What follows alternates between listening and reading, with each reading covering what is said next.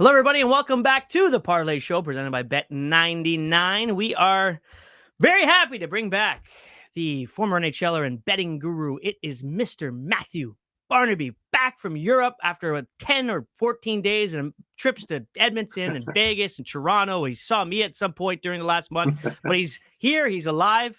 And how you doing, my man? I'm good. I'm recovering. It's a 9-hour flight home, which wasn't that bad, but getting back on the time zone to Eastern Standard Time is a little tougher. So I've been dragging the last couple of days, and I'm leaving again on Thursday night to go to Moncton till Sunday for a hockey event to raise money. So, and that's the end of it. Then it's done for a while, but nice to be home. Amazing trip, amazing time with the wife. Saw some beautiful countries. I'll tell you the one that, listen, Santorini's beautiful. Rome's beautiful. Istanbul. Never did I think that I would be there. Most incredible place I've ever seen. And just the fact that 19 million people, it like New York City is like a cute little suburb for Istanbul. Unbelievable people, unbelievable food, and unbelievable time. Barney, better food, Greece or Turkey? Ooh. I'll go back to Italy. I'll go back to Italy. Italian's my favorite. Very close, both very, very different. But I love both. And the people in all spots were absolutely amazing. But Istanbul, really, listen, it's just a different time. And right now with the election going on, it was really crazy. But it was a fun place, and people treated a funny story really quickly. We got on the metro just because the traffic was so insane that we were trying to find out how to pay on the metro. This young girl lady around 32 is young for me when you turn 50, just came up and helped us, and she said, I want to practice my English. Can I come around with you guys? We spent the next 12 and a half hours touring Istanbul. She was amazing, and ended up at a nightclub that night before getting back on our port. So shout out to her. She was absolutely incredible. That's a classic Barney story, of course, that he meets somebody in Istanbul and spend the rest of the day. Him and Rhonda had a great time. Yeah. And some of the videos we saw when he had the silent disco and he had a 70-year-old man on his back trying to dance, that was hilarious too. Yeah, Look, you get on one of those cruises and you're bound to see some excitement. That is for sure. The last cruise I was on was a Tampa Bay Buccaneers fan cruise. There wasn't the whole cruise. Obviously I wasn't there because I'm not a Bucs fan or anything, but like you had pirates walking around. It was hilarious. There's always something crazy going on. My nickname by the end of the cruise from two people from Florida, this woman, Carrie and Dave, again, great people that we met right away, because the cruise we went on was a little older. When I say a little older, a lot older. And she ran up to me in line, grabbed my arm as we were walking on the boat. She goes, you guys are our friends this week. So I got nicknamed Shuey because at one point I was dancing on the dance floor, just joking around, and a girl threw her shoe just at me, and I picked it up and started drinking from it. Well, I proceeded to do that 4 or 5 times throughout the next few days. So new nickname, not Bam Bam, not Barney, but Shuey. I love that, man. That is insane. That is insane that you drank out of someone's shoe, but completely. After walking like 11 hours in Santorini, this girl did. So it wasn't vodka soda doesn't taste the same when someone walked 11 hours in Santorini. It's not a lime or an orange slice. Can I get an extra lime in this this Air Force One that I'm drinking out of right now, please? Extra lime. All right. Well, you were away. You wouldn't have an opportunity to be making any bets on Bet99, as you know, but you're still paying attention, of course, still paying attention to the NHL and the NBA. So we're going to get into both of that. Let's start with Vegas last night. You were on them. I saw your tweet. Look, they needed to just go out and dominate, and they did. They got off to a hot start with a quick goal, and then it was 3-0, and then that was pretty much curtains from there. What was your thought on the game, how it all went, the return of Jamie Benn, all that stuff? Yeah, listen, everyone says they were 0-4 with Jamie Benn in the lineup. Listen, he's a great player, and anyone would take him in the lineup. You don't change a winning lineup unless it's your captain and one of your better players. So let's nullify that. As for the series, kudos to Dallas for fighting back. Being down 3-0, coming back, winning 2. That shows a lot of resilience. It's hard to win 4 straight games against anyone, and it's easy to quit when you're down 3-0. We saw it both in the NBA and the NHL. Both these teams fought back and never gave up. And that's a kudos to them, the coaching staff, everyone in that organization.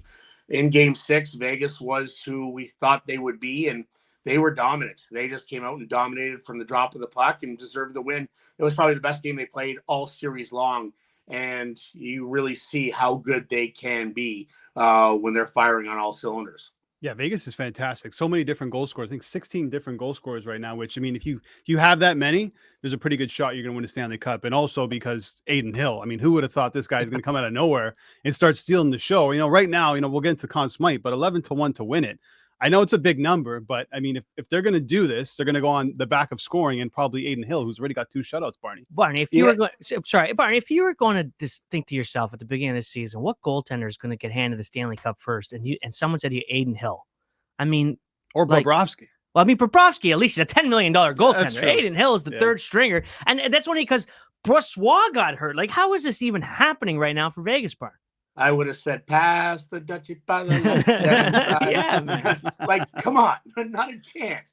Adin Hill, we remember a few years ago in Arizona, he had a little bit of a run and played well, but no chance in this world did we think this would be feasible. And Laurent Brossoit played well, and sometimes injuries give a chance to an opportunity for a guy to live up to the challenge. It's tough, man. I've been in the playoffs before, and the further you go, the more the pressure is amped up. So kudos to him for what he's done, and kudos to the team. I mean, listen, they're well coached. I know Bruce Cassidy very well. He's from Ottawa. I've known him a lot of years.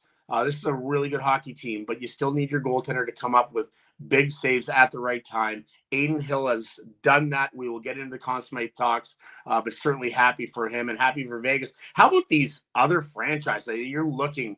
I was in Buffalo so many years, they've never won a Stanley Cup. And you have Florida in there going to their second Stanley Cup final, never won it. Vegas in their 5 years, second time in there. They have just been a dominant franchise from the word go. And it's got to be disheartening for not only those franchises like Buffalo, but for Leafs fans. And that's got to be the hardest part for them, is seeing 2 non-traditional markets back to the Stanley Cup. And one of them is going to hoist the Stanley Cup for the first time in their lives. And the argument that, those places make, and it's a fair argument, Albert, but is that it's really hard to win in the playoffs, which it is, but it doesn't seem to be very hard for Vegas.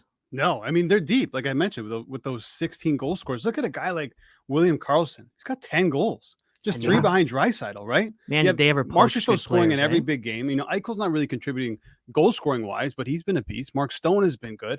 So deep. Pietrangelo. I mean, they're just a really deep team. When I look at, Barney, maybe you agree or disagree, but the Panthers and the Vegas Golden Knights, Vegas is built for a deep Stanley Cup run. And I feel like the Panthers are just, it's storybook. It's more of a fairy tale that they're even in this position. I really think Panthers have to take a note out of Miami's, playbook and win it ugly. They won game 7 ugly, and that's how Florida has to be. They've taken the identity of Matthew Tkachuk and they scrum it after whistles, and he has been unbelievable. You talk about odds to win. He's almost 3-1 at point plus 295 to win the Conn Smythe. He's been an absolute beast. What a trade that's been. Uyghur and Huberdeau, and acquiring a guy like Matthew Tkachuk for the playoffs. This is what they were built for. And, a Cinderella story, maybe, if Pittsburgh wins the last game of the year against Chicago, they aren't even in. But this is a team that won the President's Trophy last year, so this shouldn't come as a surprise. And we talked about Bobrovsky earlier. There's no one that's more surprised than I am. I've been one of those guys saying, why did they give him $10 million? And I know he had some great years, but he's never had the consistency of a $10 million goaltender. So, since like game 4 of series 1, he's been absolutely great, and good for him. He has been. Do you know Keith Tkachuk at all? I know him very well. And what do you think the the vibe was like in the Kachuk household over the last like week. How much fun were they having?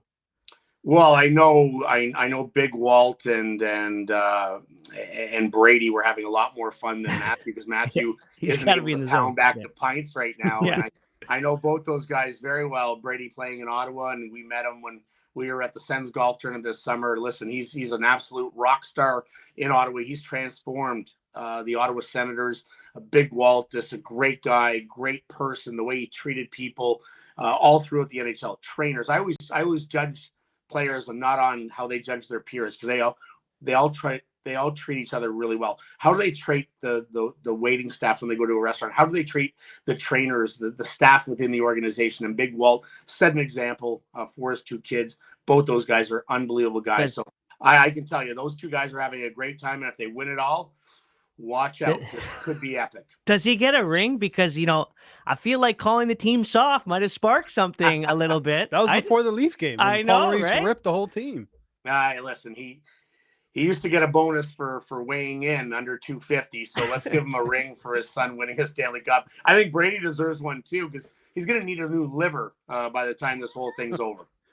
Quickly. So, in terms of time off, by the time the Panthers play in the first Stanley Cup game on Saturday, it'll be 10 days. I mean, I'm not so much concerned about, the skaters, but I am concerned about Bobrovsky. I mean, we know he's a bit of a streaky goaltender. He's on fire right now, but how much do you put into that?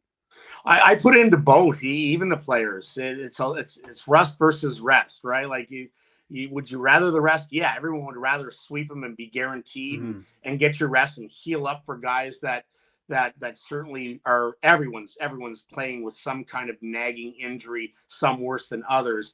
But going into game one, I'd much rather be the Vegas Golden Knights, who coming off that emotion, whereas Florida's going to generate that. Listen, first game of the Stanley Cup Finals, you're going to have that emotion, but that rust is going to be there, and look for it in game one. And we have to wait and see how Bobrovsky deals with that kind of layoff. It is tough. It is definitely different. It's going to take them a period and a half to get into the game and find their rhythm, whereas Vegas is rolling on all cylinders. So I think they're minus 140 for game one, minus 134 for the series. But I'd much rather be the Vegas Golden Knights if everyone is pretty healthy, and that's something we won't know for about 2 more weeks. All right, let's get into that. We'll get into the betting here. Let's just take a quick break, and we'll get into some of the betting lines that are coming up, some Conn Smythe lines. And I want to get your comments on Bruce Cassidy throwing absolute shade on Arizona for no reason. For every reason, but really, they're just sitting there going, why are you even talking about us? Anyways, we'll be back after this. Rob Conway, Matthew Barnaby, Albert Vartanian.